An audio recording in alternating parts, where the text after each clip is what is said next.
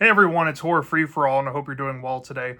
I have here a little hidden gem horror movie review for you all today. This film came out in 1985. It was produced by Dino De Laurentiis, and it was made in Wilmington, North Carolina, when he first pretty much founded what became the Scream Gem studio in that city. It was directed by Louis Teague and written by Stephen King. The film in question is Stephen King's Cat's Eye. Now, I lament, as a massive horror anthology fan, as a massive Creepshow fan, and a lifelong one at that, I have never sat down to watch this movie in its entirety. I really haven't. The only segment I had ever seen before watching it for the first time ever all the way through, prior to this viewing, was Quitters, Inc. And the only reason why I watched it was because when I was watching Tales from the Dark Side, there was a episode called, I think, Bigelow's Last Smoke, which is basically a ripoff of Quitters, Inc. in an almost unofficial adaptation of that Stephen King story. So I wanted to see how it fared in film and somebody else's interpretation of it. And I thought kind of mixed things on it. But after rewatching the movie in its entirety and how it was supposed to be viewed, I have to say, I had a lot of fun with this movie. I did. As a massive horror anthology nerd, as a massive Stephen King adaptation to film nerd, I'm not big on his books per se, but I love his short stories. As somebody who has pretty much almost read the entirety of Night Shift, which is probably one of my favorite adult horror novels ever made, seeing some underrated stories from that book being adapted to screen was a treat to see. And also, there's a lot of cool facts that I learned before I made this review. In case you didn't know, Cat's Eye came out in 1985. Dino De Laurentiis and Louis Teague worked on a few things together prior to making this film. And since Stephen King was proving lucrative at the box office, Dino De Laurentiis was trying to buy up all of these properties from Stephen King, and he picked a few short stories from Night Shift, and he actually picked, I think, 3 of them. Sometimes they come back, Quitters, Inc. and The Ledge. Now, Quitters, Inc. and The Ledge ended up in this movie, but for some reason, sometimes they come back. They decided that it had enough room for an entire movie on itself, and they saved it for later, and they made it to a movie, I think, in the early 90s. But this film here has a 4th story that was going to be originally tied with those 3 stories as well, called General, that was based on an idea that Stephen King had for a story, but he just never made it. And ultimately, it never ended up in Night Shift, where it would have been released in. So he kind of took the inspiration from that story idea and incorporated Quitters, Inc. and The Ledge into it for Dino De Laurentiis, so they can make this movie, Cat's Eye, which I'm kind of getting ahead of myself, mainly involves a cat going throughout this anthological journey and ends up ultimately in the story that they appeared the most in, which was General, which is exclusive to this film. It kind of blows my mind that General, like the screenplay of it, is kind of in that token camp along with stuff like Old Chief Woodenhead, and maybe a handful of other Stephen King works that were only ever put to screenplay that never have seen the light of day in an official Stephen King book. I think the screenplay for General, I looked into it, was released in like a screenplay book, like a scary one, but I don't own it, and I think it's a cool piece of Stephen King history and Night Shift history, because so many stories from Night Shift have spawned iconic, I mean, absolutely iconic films in the horror genre, like Children of the Corn and many others. I'm blanking on a few off the top of my head. But you get what I'm saying? Like, Gray Matter was turned into a story in Creepshow Season 1. I mean, there's so many iconic stories in Night Shift. I think there was a few that got axed from it and then were put into later books, and Skeleton Crew and Nightmares and Dreamscapes, and some stories from there have become iconic in their own right as well. But nonetheless, Cat's Eye, I found myself really loving this movie. It's not perfect by any means. I have some flaws I'm going to get to near the end. I don't love it as much as Creepshow 1982 or Tales from the Dark Side from 1990. The movie, at least, that I think are probably still some of the best horror anthology films ever. But comparing this to something like Creepshow 2 from 1987, this holds up to that. And if not, I think this might be a little better than it. Despite maybe some story fluctuations and how I'd rate them personally. Nonetheless, yeah, this gets my glowing recommendation. Is it an unofficial Creepshow thing? Well, some of these stories, like I said earlier, got unofficially adapted in Tales from the Dark Side, so they kind of tie to that. So I kind of feel like this is more of a Tales from the Dark Side movie, or something in the spirit of that. Kind of like Sister Material. So if you're a fan of that franchise, Creepshow, Stephen King in general, you need to check this movie out if you haven't. I am so shocked it took me forever to finally watch this, but I'm sure glad I did. So let's get into the plot overview without giving too much away, and then we'll get into my review thoughts on this. So the entire premise of this film is centered around this cat who later is called by its official name, I guess, General. But he goes throughout the story starting out as a stray cat running away from this dog that eerily looks like Cujo from the, classic 1980s Cujo film, which was made by the same people who made this movie. So they actually used the same dog. And off the bat, you see some cameos from some Stephen King works if you're trained in, his movie, adaptations or whatever. We see Christine, which is the iconic red Plymouth Fury that was in that film from John Carpenter. We see Cujo. And General is running away, trying to escape this dog, and he ends up on a runaway train. And he ends up in New York City. And when he's in New York City, he stumbles across this shop that has a mannequin, and he sees a vision of this little girl saying, "You need to save me," which is very random and peculiar to start the film off. Supposedly there was a cut expository scene trying to exposition what the cat's going to be doing in the movie and where he's going to end up. But they cut it out because they felt like the audience's intelligence didn't need to be insulted by explaining it, so they can just catch on where it's going to end up. I don't know why they cut it out, but they did. But it's kind of either here or there, because almost immediately after he has this vision, he's kidnapped by this man, and we cut into the first story, Quitters, Inc. Now, Quitters, Inc. is about this man, played by James Woods. And if you don't know who James Woods is, he's been in a lot of stuff. The one movie I watched from him a lot growing up, surprisingly, wasn't one of his fan favorite movies. It was a movie called Riding in Cars with Boys, which ironically has Drew Barrymore in it, and she's in this movie with him beforehand, and I thought that was kind of crazy. But nonetheless, James Woods, he's addicted to cigarettes, but he's trying to quit, and he's talking with his friend in a cab as he's getting ready to go to this, I guess, addiction hospital or therapy place called Quitters, Inc. And he wanders inside, and he sees all these people kind of freaking out in the waiting room, and he doesn't know what to think of it. But he's called in by this, I guess, professional.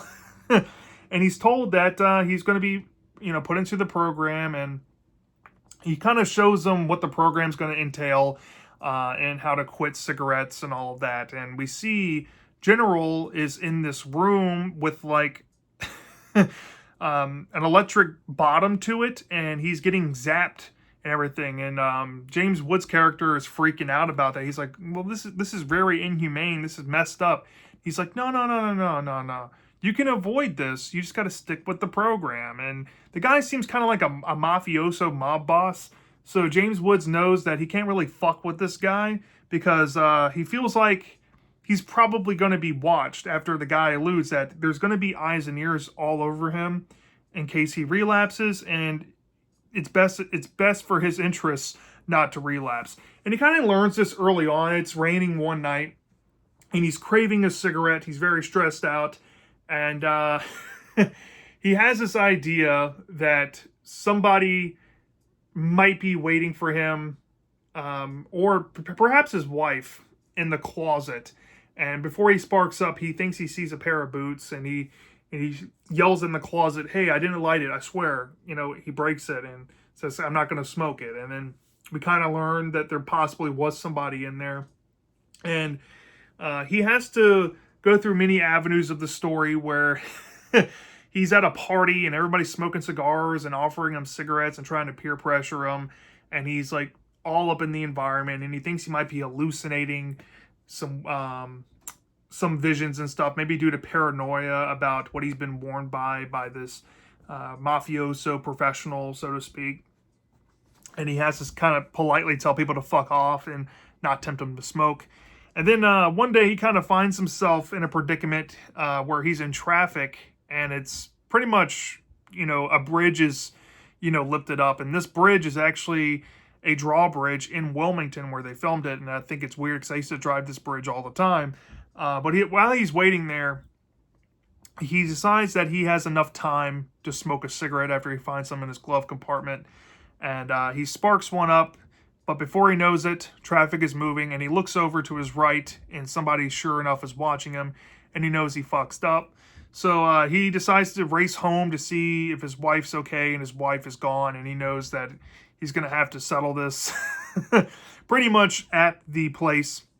So he heads there, and he's like, "Where's my wife?" And the guy's like, "Well, you relapsed, whatnot." And he looks at his wife getting zapped in this room, and he's pretty much held at gunpoint to kind of witness this. So he's pretty much snapped out of his addiction because he realizes that Big Brother is constantly watching him, and if he slips again, it can get worse for him and his wife. So it's better that he just follows the rules. Well, there's a time jump later, and we kind of see, because this is an anthology centered around the cat kind of gets out of the way at some point of the story and ends up going to where he's going to be next.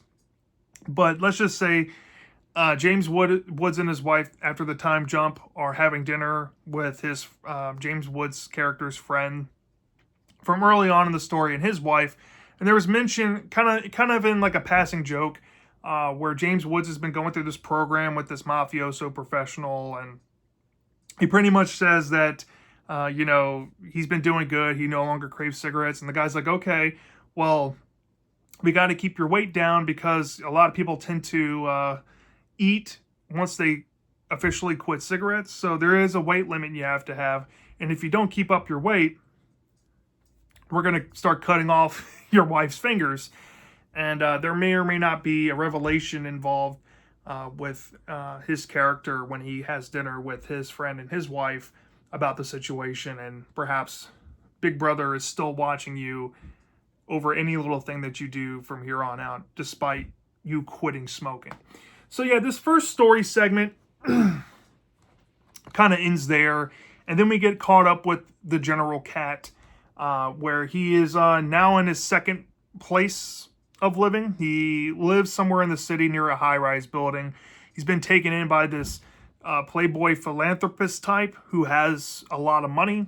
He has a penthouse on top of this building. And the guy has a wife who's having an affair with this other guy played by Robert Hayes. And Robert Hayes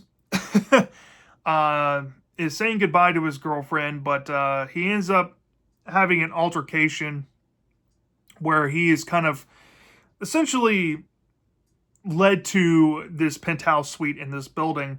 And there's a big plot reveal there with this playboy philanthropist who tells him that, "Hey, I know that you're banging my wife. I know that you want her. I know that you want my lifestyle. You want my money. All this shit is meaningless to me.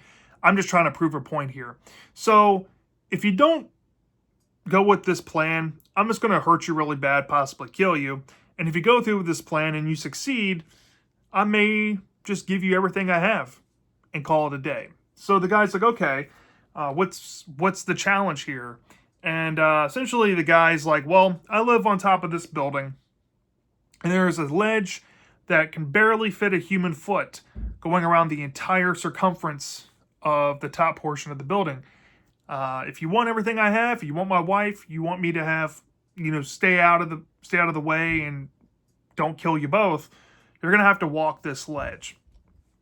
So the guy kind of begrudgingly agrees. He's kind of coerced into it by this guy and maybe some lackey of his to get on the ledge and start walking around the building. Now, this one's a pretty straightforward story where the guy starts walking around the ledge and it's blowing wind really fast. There's pigeons pecking at his ankles and drawing blood. when he gets to certain areas that are nearby these windows, the guy's trying to fuck with him to get him to fall off, try to scare him through the curtains or hit him with something to make him lose his balance. And he even has access to a water hose that can spray him soaking wet so he gets cold up there. And we see this man struggle, trying to hang on for dear life going around this building, and he may or may not succeed in doing so. And by doing so, he gets around to a point where he hears a bombshell by the philanthropist and his lackey that there's pretty much a plan to sabotage him the moment he comes around full circle, and they're not going to go through with the bargain. Well, let's just say, because the guy has the upper hand, he ends up, going into the penthouse suite after conquering the entire building, and he learns a grisly secret about his girlfriend, and he decides to take it upon himself to get his revenge the best way he knows how on the henchman and the philanthropist. And then we see the cat kind of scurry out of the building before things get too hairy, but the story kind of leaves off with the man getting the upper hand on the philanthropist. The philanthropist himself has to get onto the building ledge, and we see what happens to him, let's just say. But once that story fades to black, we cut back to General, and General hitches another ride out of this city that he's in, and he heads straight for Wilmington, North Carolina, which is the setting for the final story here.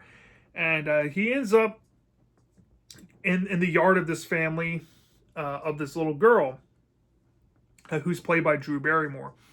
And when he ends up in the yard of this family, he wanders inside the house, which causes a ruckus, and the little girl is super excited that a cat has showed up, but her parents kind of realize that having a cat inside of the house could be a problem because the little girl already has a pet bird, and the cat probably will try to eat the bird because he's a feral wild cat.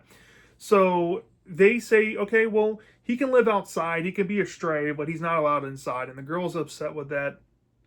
But meanwhile, while all of this is going on, the girl may or may not be stalked by this troll, this troll who is looking to essentially suck her breath. And it kind of plays into some weird old wise tales about trolls, about how they come out at night and they try to get children in their sleep, whether it be for, their teeth or their breath or whatever.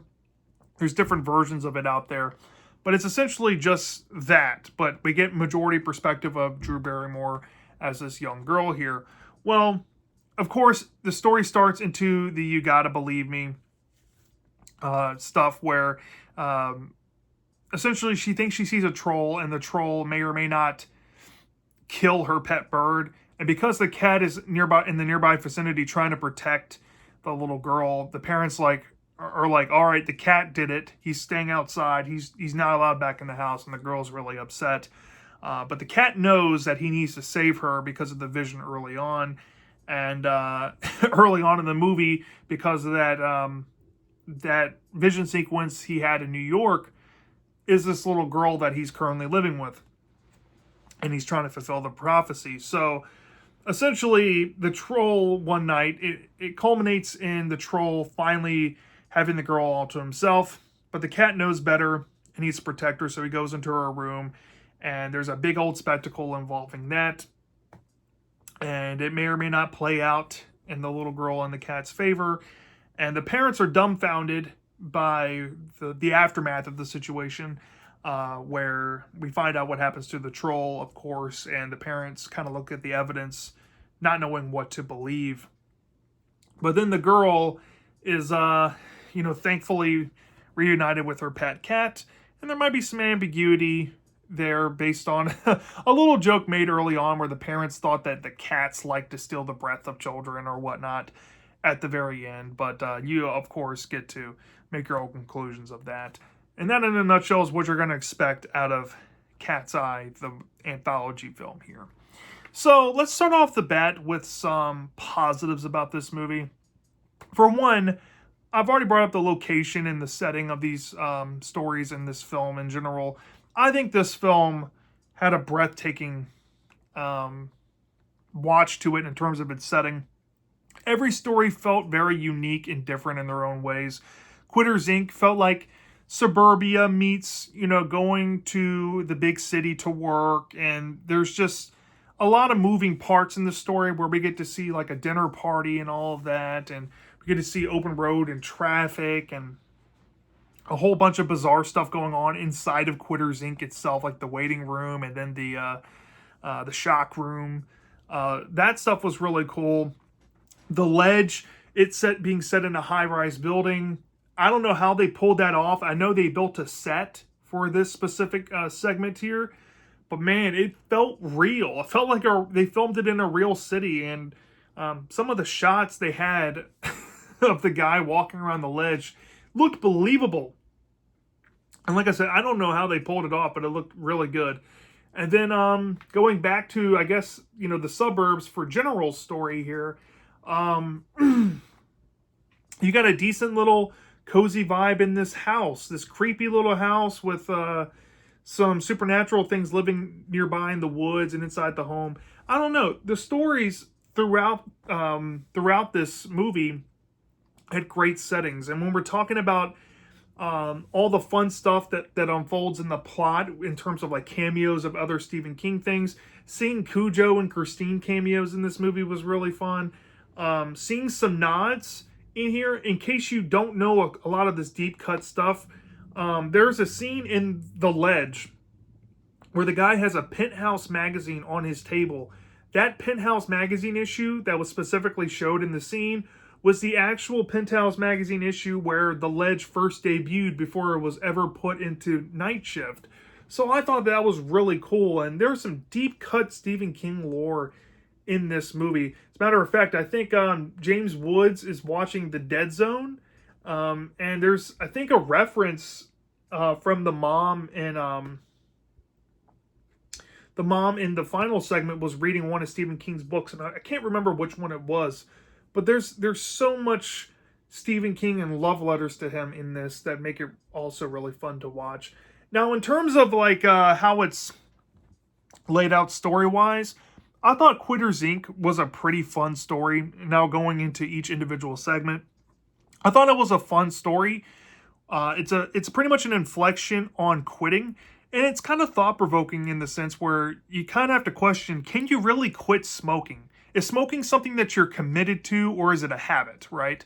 And I think the story tries to make the distinction of that. And I don't know if that was Stephen King's intention with the short story. It's been a while since I read it. I have to pretty much reintroduce myself to it at this point. But watching the movie segment, it really made me think about like what it means to really quit something. Is quitting a habit, or is quitting a commitment to something? Are you quitting the commitment or the habit? And given what we got in the story pretty much says, no, when you're quitting something, you have to commit to quitting that old commitment as something as trivial as smoking. And it's more of a story about not quitting smoking, which is funny to me, but it really works in that, and it's thought-provoking in that sense. And it's super fun. There's a lot of fun humor in it. It's probably my least favorite segment. My biggest issues with it is that there's some scenes like the paranoia stuff at the party that doesn't really feel like it meshes well. I feel like the story maybe needed a few more minutes to kind of flesh out some things it had going on. I think it's probably the most ill-paced one in the whole movie because it has so many moving parts compared to the rest. But nonetheless, I think I gave this one like a 3.75 out of 5 stars, which is a flat good story here. I had a lot of fun with this one. My favorite of the movie's segments is definitely The Ledge, which was the second one here. I gave this one a 4.5 out of 5 stars. It's not really saying anything with the story. It's very cut and dry about a guy trying to live up to a bet against his will so he can, get the girl, get the money, get the life that he wants. But he has that obstacle in the way. And, he has to face it quite literally and figuratively here. There's not much the story is saying other than it's just played up in a very thrilling and kind of horrific way. And there's some fun humor in this. I really enjoyed it for that. My only big gripe with it was the fact that I don't really think that it played into the fear of heights as much as it could have. I felt like a majority of the story was trying to build tension, like specifically with like the pigeons pecking at his ankles. I thought that was good, but and all the prank stuff was fine, I guess. But there's not enough peril going on the ledge itself, in my opinion. I feel like it could have been turned up a little more. We did get a glimpse of this with a sign that the guy kind of has to traverse, but even then, that was played up very hokey and over the top, and maybe not as realistic as it could have been.